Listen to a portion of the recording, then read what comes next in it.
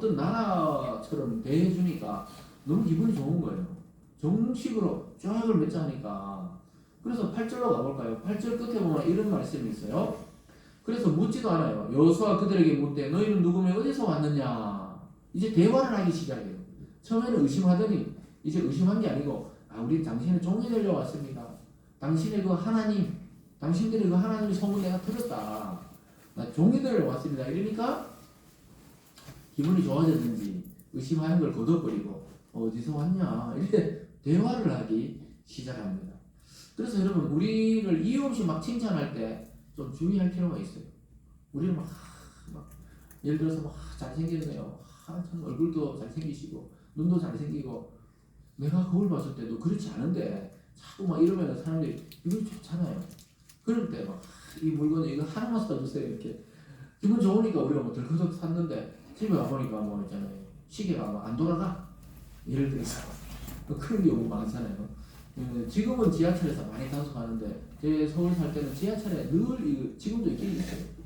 저렇게 이 반값 잘 깎입니다. 명절 다가오면 반 깎는 거 있잖아요. 이런 기계도 팔고 막 그리고 뭐 이렇게 마스크 그리고 막 허리띠 있잖아요. 보세요. 그러면서 막 가죽 허리띠 하면서 오늘 탔는 돈 오늘 막 5,000원에 팝니다. 그럼 아저씨들 좀 사거든요. 집에 가서 보면 탁탁 했잖아. 집에 땡기면 뚝 떨어진단 말이에요. 뭐 그런 거 바꿀 수도 없거든요. 뭐 그런 게 다 들어가 있는데 생각도 있다고 하는데 대부분이 싸게 파는 거는 자기들도 더 싸게 떼어가지고 팔아야 될 거 아니에요. 그러니까 속아버리는 거예요. 지금 여호수아와 이스라엘 백성들도 속아버리는 거예요. 자기들을 막 쫙 칭찬해 주니까 자기들 40년 고생하고 이제 아직 집도 없고 막 왕궁도 없는데 와서 그래서 속는 것도 문제였지만 오늘 성경이 지적하는 것은 이스라엘 백성이 속았다고 뭐라 하는 게 아니고 왜 하나님께 묻지 않았냐고 성경은 말씀하고 있습니다. 그래서 오늘 두 번째가 여호와께 묻지 않은 것이 죄라고 말하고 있습니다. 14절 15절에 보면요. 우리가 그들의 양식을 취하고 그 양식을 취했다는 건 이제 조약을 맺었다는 거예요. 어떻게 할지를 여호와께 묻지 아니하고 이게 지금 문제예요. 묻지 아니하고 여호수아하고 그들과 같이 나여 그들을 살리려는 조약을 맺고 회중 족장들이 그들에게 맹세하였더라. 그러니까 하나님께 물어야 되는데 오늘 또 놓친 거예요. 아이성을 칠 때도 아이성의 칠 때 너무 작은 성이니까 3,000명만 올라가면 되겠습니다. 이랬는데 최대한 보낸 게 3,000명을 보냈는데 어떻게 해요? 하나님께 물어보질 않은 거예요. 나중에 하나님이 가르쳐 주는 거는 매복작전인데 오늘도 물어보질 않아요. 여러분 우리가 확실하고 늘 경험하고 늘 내가 그 분야에 지식이 있고 지혜가 있더라도 하나님께 한번 물어보시기 바랍니다. 내가 이 일을 가는 게 맞습니까? 내가 이 길을 가는 게 맞습니까? 내가 이 일을 진행하는 게 맞습니까? 안 맞습니까? 자꾸 이제 지혜를 가지고 기도하다 보면 하나님이 감동을 주세요. 아닌 것은 아니구나 마음을 주시고 또 내가 아니라 생각했는데 하나님은 그대로 밀고 가라 이런 마음을 주시기도 하거든요. 우리는 작은 일에는 잘 묻지 않잖아요. 물어야 되는 거예요. 우리가 항상 이제 또 예배 끝나면 중간에 우리 컵라면 있잖아요. 그러면 지아가 항상 저보고 물어봐요. 아빠 오늘은 뭐 먹을래? 사실 별로 생각 안 하고 오잖아요. 애들은 그게 궁금한가 봐. 아빠 뭘 먹을래? 지아야 오늘 아빠는 도시락이다. 이렇게 이야기를 해주는 것처럼 작은 것도 자꾸 물어봐야 돼요. 여러분 하나님께 묻는 지혜가 있기를 바랍니다. 네. 그래서 가나안 정복 과정은 모두 하나님께 달려있다고 계속 이야기했는데 이게 며칠 동안 또 몇 달 동안 진행되다가 보니까 순간적으로 잊어버리는 거예요. 그리고 뭐 조건이 완벽하잖아요. 멀리서 왔고 자기들 보기에는 멀리서 왔고 또 뭐 대등한 것도 아니고 종이 되겠다 하니까 기분이 좋아가지고 그들의 떡을 받았어요. 그들 곰팡이 떡을 옛날 고대에 음식을 나눈다는 게 조약이 성사되는 거거든요. 이제 식구가 됐다는 거니까 음식을 나누니까 이 조약을 생겼어요. 그러니까 자기들 족장들도 이 지파마다 또 가족마다 족장들도 와서 맹세하잖아요. 이 사람들하고 우리는 전쟁을 펼치지 않겠다. 죽이지 않겠다. 이 맹세했기 때문에 이제 있잖아요. 나중에 실수를 알아도 책임을 져야 하는 것입니다. 그래서 우리가 쉽게 결정했다가 오랫동안 우리를 괴롭히는 문제들이 가끔씩 생기잖아요. 이 쉬운 문제인데 쉽게 생각했다가 오히려 어려운 문제는 당연히 기도하고 당연히 고민하는데 쉬운 문제인 줄 알았는데 딱 걸려드는 경우가 있거든요.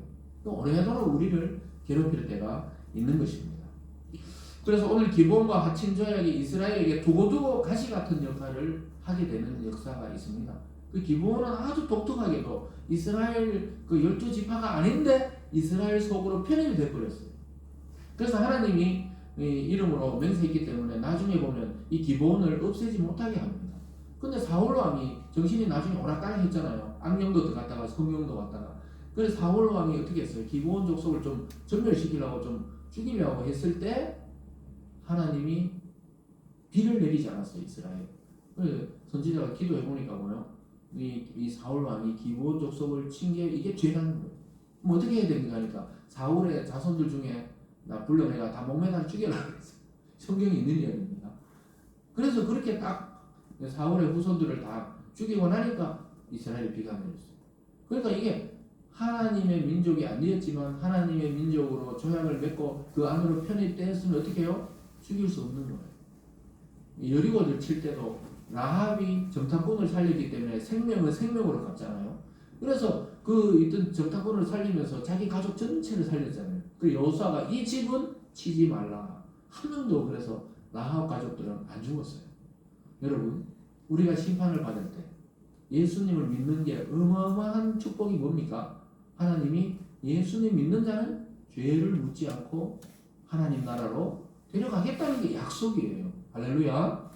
그런 거예요. 그 여리고 다 무너져도 라합 한 명 때문에 라합 가족 전체가 혜택을 입잖아요. 예수님 한 분 때문에 예수 믿는 모든 인류가 혜택을 입는 줄 믿으시기 바랍니다. 그래서 기브온 족속이 오늘 조약에 성공해버립니다. 그래서 오늘 마지막으로 보면요, 하나님의 이름으로 맹세했기 때문에 이것을 패할 수 없다고 성경은 말씀하고 있습니다. 한 3일 지나 보니까 걸어가다 보니까 이 기브온 족속이 이스라엘 백성인 거예요. 16절에 보면요, 그들과 조약을 맺은 후 사흘이 지나서야 그들이 이웃에서 자기들 중에 거주하는 자들이라 함을 들으니라. 그래서 이렇게 듣기도 하고 진짜 있잖아요. 한 3일 동안 이 전진해 보니까 그 기브온 족속이 거기 살고 있는 거예요. 자기 사신으로 꾸몄던 사람들이 나와가지고 사실 우리 여기 삽니다. 이렇게 말을 하는데 철학 이룰 수가 없는 거예요.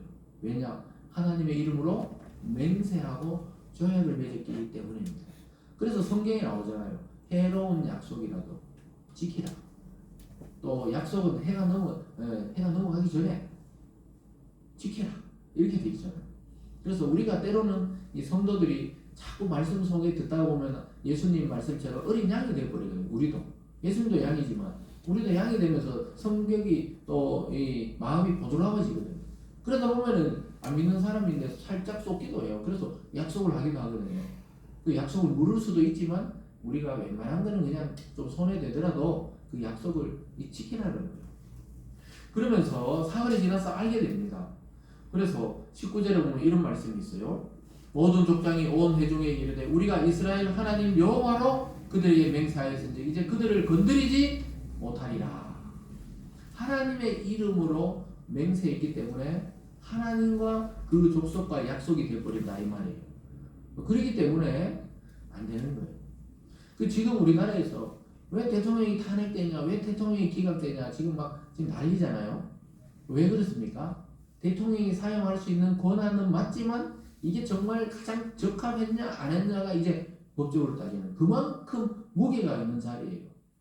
자기 직을 걸어야 되는 행동을 하신 거라고요. 어쨌든 맞잖아요. 이 계엄이란 거는 대통령 직을 걸어야 되잖아요. 지금 정치자기 하려고 그런 거 아닙니다. 직을 걸어야 되잖아요. 그렇기 때문에 지금 탄핵이냐 아니냐 심판을 받고 있는 이게 대통령 직에서 적합하게 발동한 거냐 아니면 이런 상황이 아닌데 부적합하게 이 권한이 있는 건 맞아요. 대통령이니까 계엄권이 있어요. 그런데 이걸 발휘해야 되느냐 안 발휘해야 되느냐 자기 직을